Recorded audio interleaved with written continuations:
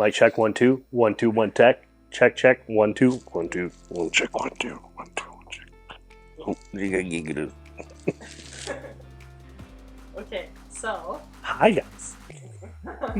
we're doing a Farm Strong recap. This is a video inspired by Josh's video.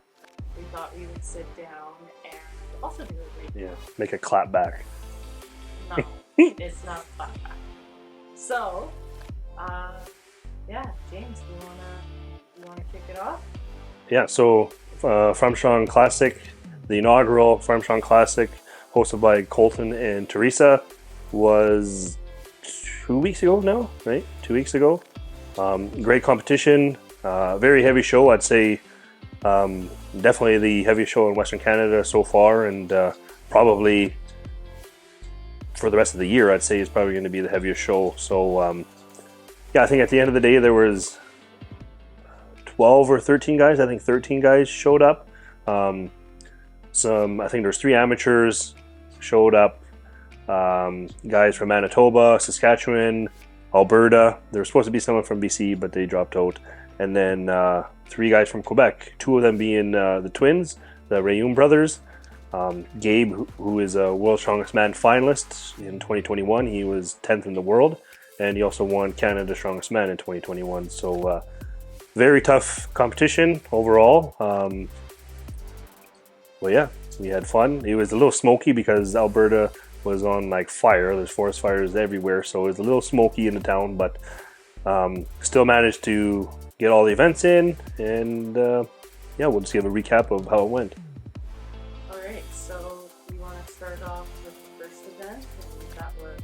Yeah, so first off, we had a little athlete meet and greet the day before at the local brewery. They were one of the sponsors, I believe, and so we got to draw names out of a hat for the athlete order, and I think it's probably the first time ever I got drawn last. So that's a huge advantage because you get to see exactly what everyone else does for reps, and the weight was 335, so it's pretty heavy log. Pressing typically hasn't been my strongest event in any way, shape, or form, but this offseason I've really been hammering it, and I think it proved itself. Gabe got first place with 5 reps, and I got second with 4. I was the only other guy to get 4 reps, and a few guys tied at 3. I think one guy got 1 or whatever, but yeah, pretty surprised with that. I never pressed outside once for that prep, which Josh says is an excuse, but it's not an excuse. You just have to be stronger and less drunk. Like, he was probably drunk, I don't know, but no, in all seriousness, it is totally different pressing outside. You got no reference point, and when the log's in your chest, you kind of get disorientated a little bit, but that log felt really good for me. Every time I cleaned it, I was solid, I didn't move, and I pressed. So going last, I got to see what everyone did, so I just paced myself to hit 4 reps. I maybe could have pushed and got a 5th, but then you run the risk of wasting energy or not hitting it or injuring yourself. So I just played it safe and got 4 reps, which was good for second place. And my game plan for the whole competition was that if I could get top 5 in the log press, I really truly felt that I could have won the whole show. So it was definitely a good start to the day. All right, so moving on, we had... The next event was supposed to be yoke into frame, but they kind of got misloaded, so they had to lower the weight quite a bit. They were putting it was a big yoke with whiskey barrels, and they filled it with sand, but I think it got misloaded to like 1,100 pounds or something, which was a little too heavy for the competition. So while they were taking weight off, we ended up doing the sandbag toss event, which, hats off to Josh, he beat me fair and square on this event. I think we're tied 2-2 now for throwing events. Typically, throwing is a very good event for me. I think at the Arnold 2 years ago, I got 3rd out of 28 guys. At Canada's Strongest Man last year, I got 3rd in that bag run next to Wes and Maxime, who are like arguably some of the best throwers in the world. So I knew it's a good event for me. They weren't overly heavy. Like it started at 40, 45, 50, 55, 60 to 15 feet, which is more than capable of me finishing. But for this competition, we had all of our bags in a line, which is a little bit different than we normally do where they're all horizontally, which that's not an excuse. It's just a little bit different curveball that I'm used to. And I ripped the first 4, and then on my 55-pound bag, I just ran back too far, too many steps, and when I swung back, I actually hit the apparatus, which threw me off, and I didn't actually throw it. I didn't let go, but it threw me backwards, and then I had to rethrow it 3 times to get it. You're only allowed 3 attempts per bag, and it took me all 3 attempts to get it, so then I just had no gas left for the 60-pound bag. So yeah, that event, which I realistically should have won, I think I got 6th or 7th place, so like I lost a lot of points, and after the second event I was sitting in 6th place overall, so I have a lot of work to do. Yeah, no. So moving into the third event, we had... Yeah, third event was the 950-pound yoke for 30 feet into a 750-pound timber frame back 30 feet. In training, that was kind of going well for me. Yoke never was a strong suit for me, but again, I just put in the work and I've gotten a little bit better at that. And usually farmers or frame, any kind of grip event is usually a good event for me. But I know Gabe is like lightning fast under a yoke, and his frame was very good too. And Tristan is also a very good yoke runner, and his grip is one of the best in the world. Like he can do 455 pound farmers. So I knew I just had to go as fast as I could.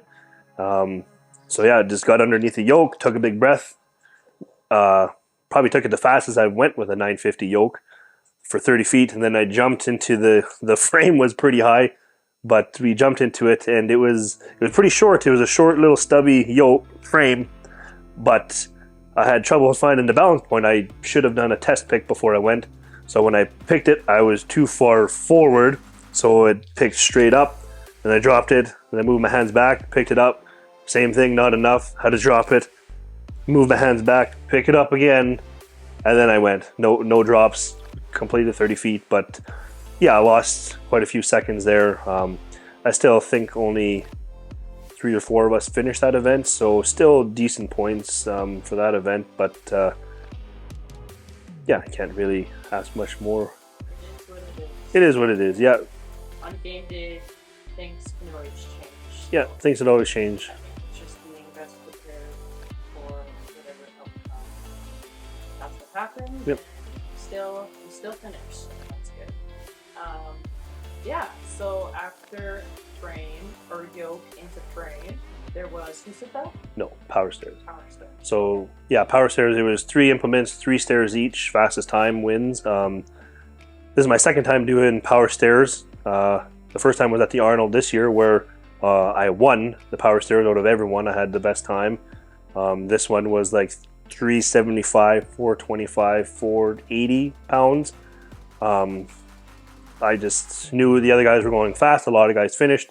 So I knew that I had to just go flat out, and that's what I did. I think I finished in just over 18 seconds, and the next guy was 21 or something. So power stairs is a good event for me. I'm undefeated in it. I like it. Yeah. But yeah, unfortunately, that event is where Josh injured his hamstring. It's a shame, because I know he had some strong events coming up after that. It's always disheartening when you see one of your fellow competitors and your friends go down injured. You don't know to the extent of what extent your injury is till you go get it checked out by a physician. But he'll make a comeback, and he'll be in the gym trying to get bigger biceps than me. I don't know. He'll try. I think he already has biceps. Yeah. He'll try. I still beat him in log. Well, he beat you at sandbag, so he's got you there. Yeah. So winning the power stairs meant I got to go last in the Husafell, which is the max distance carry, which is probably the biggest advantage you can have is winning an event before a max distance carry, because you can see exactly how far everyone else carried it, and you can see where you could drop it.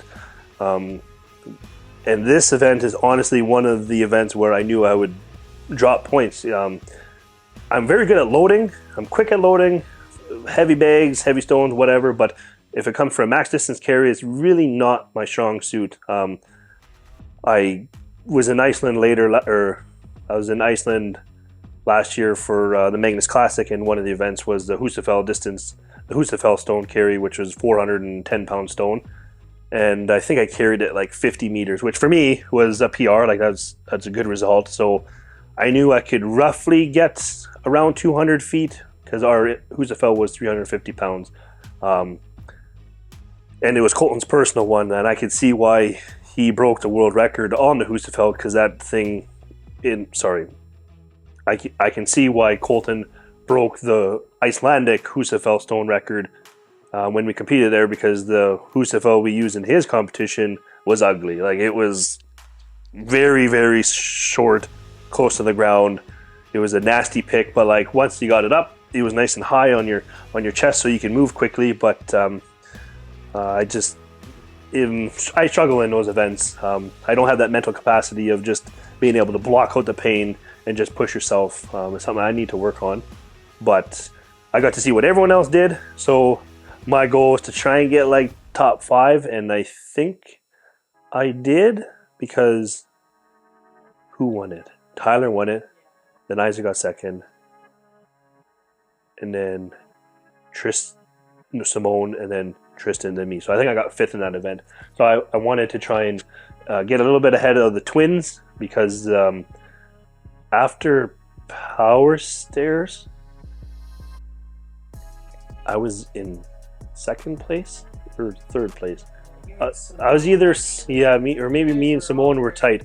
We were very tight on points the whole competition. Like your top 5 points. Like the top 5 of us were top 6, I think, actually, were so tight. Actually, after the 2nd event, Tristan was in lead after every event, leading into the last event, which we'll get to now.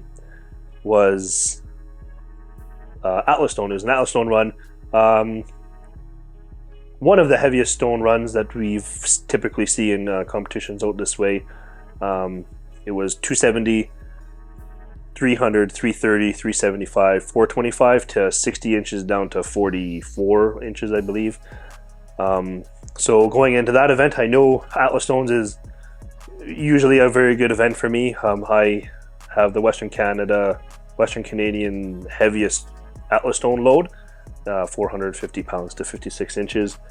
And I just really like Atlas Stones. So I got to go 3rd last into that event. Tristan had a 5-point lead, and Simone had a 1-point lead on me going into the stone. So I knew I had to go out and give it everything I had. There were some fast times put up by a lot of guys, had 4 stones really fast. So I knew I just had to go and just complete it, first of all, and then just be fast. So Tyler was an athlete who went before me, and he was the only other guy to load the last stone. So I knew I just had to load the 5th one, and I knew I just had to do it quicker. So that's what I did. I finished the stone run in a pretty good time. I think, I don't know what the time is, but I finished the stone run. And all you could do, I didn't know exactly how many people got in between me and Tristan, because it was so close and the times were so close. I honestly couldn't tell you. So we were all cleaning up our tacky, getting everything ready after the competition to wait for the final results. And they kept calling out the athletes one at a time for 12th or 13th, 12th, all the way down. Josh walked out, he hobbled out on crutches. Sorry, Josh. And when it came down to it, I ended up, I'll show you. I ended up with the 1st place trophy. It was tight. I beat Tristan by 1 point overall. And then behind him was Tyler Sigerson with a few points behind me. And then I think Isaac and Simone tied. They were tied, and they had to go to count back to like fifth and sixth place because they both had the same amount of first places and second places and third places and fourths. They had to go to an event where one placed fifth and one placed sixth. So that was a very very close race. So walked away with this beautiful trophy. It means a lot because last year Simone, Fred, and Gabe all beat me at Canada's Strongest Man. Gabe beat me on the Artlist Stone run, so I kind of wanted to get a little bit of redemption on that event, and I did. So walking away with this means to me that if I keep putting in the work, keep working on all my weaknesses, I can throw down with some of the best athletes in the world. I'm not delusional, and I won't say that I will be World's Strongest Man one day, but I believe I can be on that stage competing with the other top level guys in the world. So I just got to keep putting in the work, keep being healthy, and maybe one day this shirt will have my name and my country's flag on the back of it. Yeah, no, that's awesome. I'm super proud of James.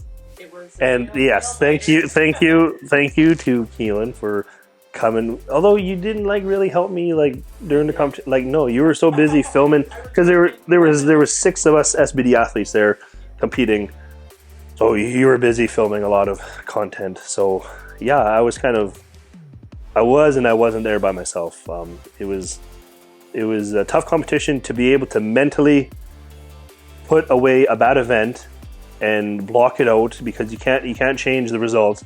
What's happened has happened. You got to block that out and move on to the next event and take it one event at a time. Because after the first event, I was sitting in second and I thought, okay, I can maybe win this thing.